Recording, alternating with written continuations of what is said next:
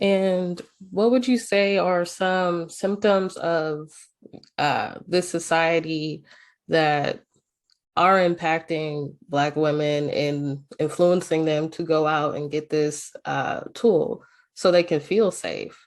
Like what makes them feel unsafe? So we talked about domestic violence. So what other things within the society are pushing that?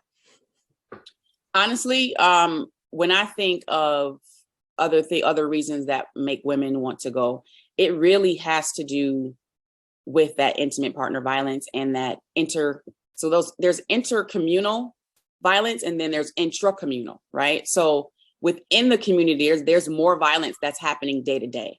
And I think there's this big, push, and I want to say to the media or just in general to the climate of the culture right now that is external to our community, the violence, right? It's more internal.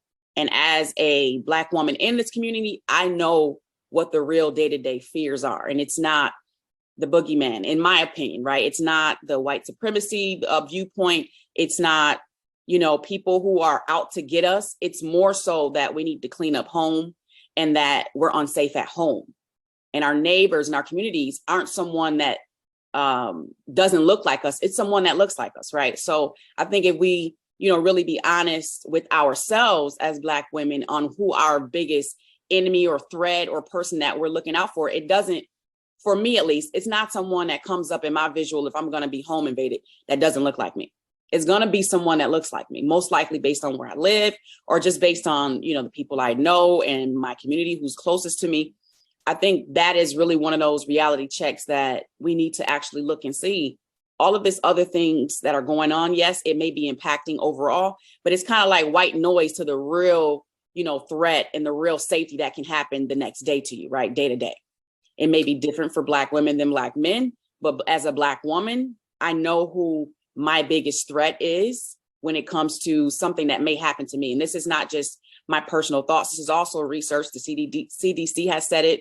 The FBI statistics, they talk about it as well, that these are some of the things that really pose a immediate threat to us. And if we focus on that immediate threat, then we'll be able to feel more safe. And I think that's what's helping women to feel more safe is they're focusing on that immediate threat, whatever they tell themselves on what it may be.